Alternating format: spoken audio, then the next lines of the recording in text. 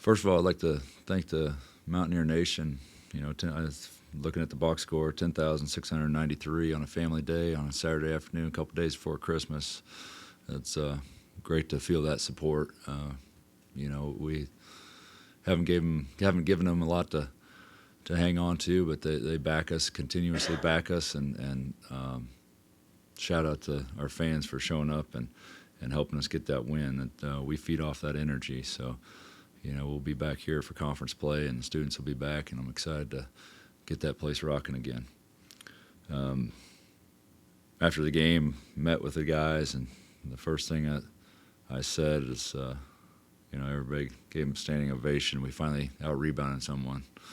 We were +1 on the glass, so big credit to, a cook there, especially in the second half, really shoring up some of that rebounding issues that we were having, so especially with the lack of size that we got on the floor. So, it was a good win for us. We certainly was concerned about fast break points and defensive transition, and they really did a good job going downhill and putting pressure on the rim and finding their isolations where we had a hard time, defending some of those isolations with those size between Cochran and Simmons. But they had a good game plan, and we came out hot, and wish we could have kind of extended that lead, but we found a way to win.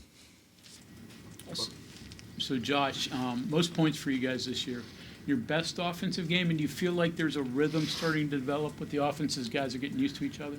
Yeah, it's like I said on the radio, it's a little bit of a chemistry thing. It's one thing to practice together, every day and try to learn off each other, but until we get in game scenarios and get those guys the right run together, it's not the same in practice. So, yeah, I felt like they played more cohesive tonight on the offensive end, and we were more of a balanced attack than we were the other night, and just had more patience, and I continued to tell them, we run a lot of sets, but there's first action, second action, and then we always have continuity to fall back on that maybe we didn't really fall back on at the Radford game. We were more patient and fell back on some of that continuity today. And Kurr did a great job with a double-double, 12 and 10 assists. So he's got to be that floor general every night, and we also need him to score. So 3 for 6 from 3. So I like those numbers. Does it take a while for players, again, game scenario, to get used to Kurr's passing? Because obviously he throws some stuff that nobody else had been doing. So does it take a while? Kurr's really good at understanding, we say KYP in basketball, know your personnel. That doesn't necessarily mean just the opponent. That means, your own guys. And he's really learning where he can deliver the ball to certain guys. Jesse might be he's more of a lob threat. He's throwing it up, and other guys might need a softer bounce pass. And Kurr's really good when we talk about, I think Quinn called him a magician in that way. He isn't a magician in terms of putting the ball where guys can handle it. But, he's only was going game 3 for him. So they're all learning from him, especially game speed. Coach, can you talk about you're working new guys in, but that also sort of means like, Josiah, Kobe, Seth, they're taking on kind of a new role with these new guys coming in. I mean, if you add up those 3 minutes tonight, it equals out to maybe like what one of them played during the first 9 games. It's a change for them. I'm wondering what kind of conversations you've maybe had with them, because it's more than just working new guys in. You've got to work the other end as well. Yeah, 100%. And I think my message to them was, we got to figure out everybody's going to have new roles. Not many coaches transition. Sometimes they transition one guy in. I mean, we were transitioning basically 3.5 guys into the rotation. We weren't going to play with a 6-7 man rotation all year. So what we expected for the first 9 games was going to change. And so we talked a lot about, individual roles. Those guys off the bench, when we went flat early in the second half, did a great job of coming in and changing that. and we would have, if they continue to, the pace goes the right way, we continue to roll with, guys off the bench, we're going to keep them in. So they're going to have a huge role in our success moving forward. And as soon as everybody buys into their role 100%, we're going to be a good team. Like I said, it's a challenge of trying to figure out where your place is and what that means to help us be successful. And that's coming. We certainly made a huge step up from the Radford game a few nights ago. What kind of came to the front today on Acook was the idea that he's just not a big man. He's a pretty good athlete. He made some neat plays today. Talk about that a little bit and how he attracted you guys. Cook, his biggest strength is on the defensive end. He can really change shots. He can sit down and guard 1 through 5. Like there at the end, I had no problem switching everything with him out on the floor because he can sit down, move his feet, and guard. But when he gets isolated down low against larger guys, his lift is his best defense. Some of the bigger, stronger guys are just going to back him down. So we got to, we've had conversations. We just got to fight around and almost front with him. But yeah, that's his wheelhouse is on the defensive end. He can be explosive offensively as well, and he's trying to find his place.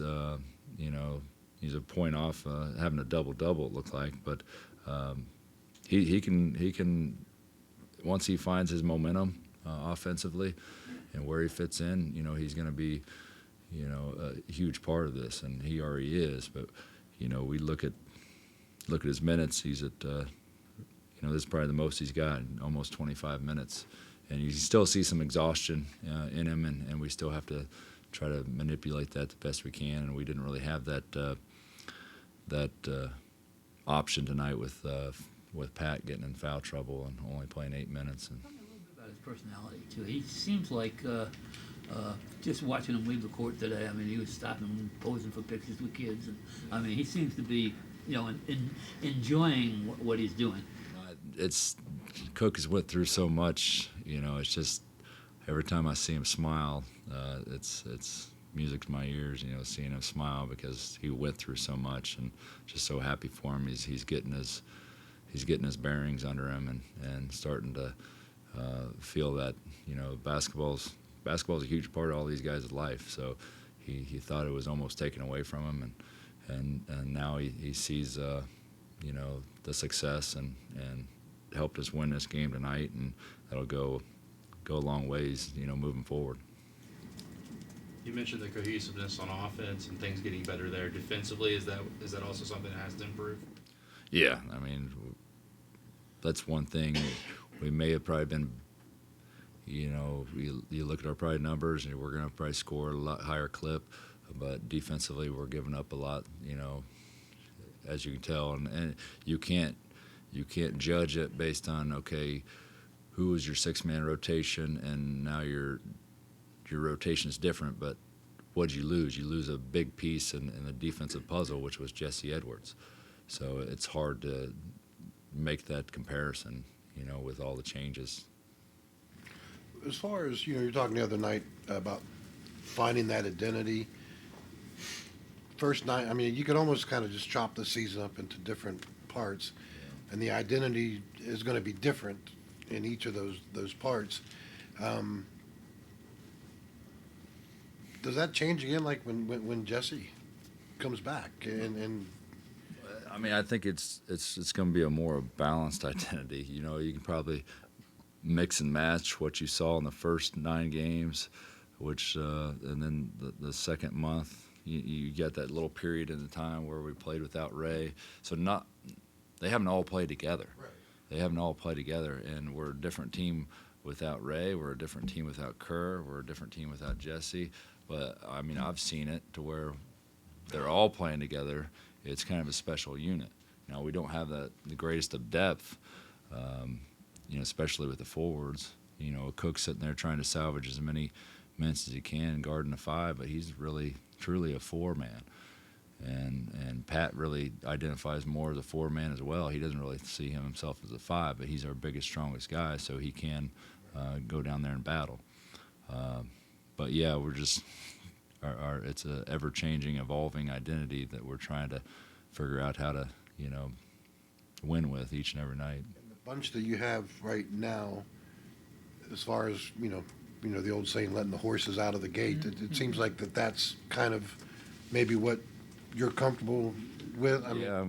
Like I told him late in the first half, going into the last media timeout, I was like, there's 4 or 5 minutes left there. It's like, we're in a bonus, guys. What are we doing? Let's stop taking these shots. And we kept on popping them off, regardless of what I said. And I was like, let's go downhill on them. Let's put pressure on the rim. We got Raekwon, we got Noah. Let's put Kurr in those ball screens, and while they're hard hedging and getting out of there, and make that hockey assist a 1-2 and then downhill. So it's an ever flowing game. What's the schedule over the holidays? And Raekwon, I guess, was already heading out to get quick flight, so. Yeah, this game's always, from a coaching perspective, a hard game, because you can't keep them locked in, and everybody's, sometimes they're 1 foot out the door because they can't wait to see, mom and dad, and I understand that. So I was glad that we scheduled it at a 1 o'clock game so those guys can get out, and it's a long season, and it never feels like it ever stops, like even through the summer and everything else. So it's huge for these guys to see some, taste the victory and get 3.5 days off going into Christmas. So they'll be off tomorrow, Christmas, and the 26th, and then we'll come back on the 27th in the afternoon and practice and start getting ready for Ohio State. Coach, for you personally, what will Christmas mean this year with the situation you've been in and circumstances?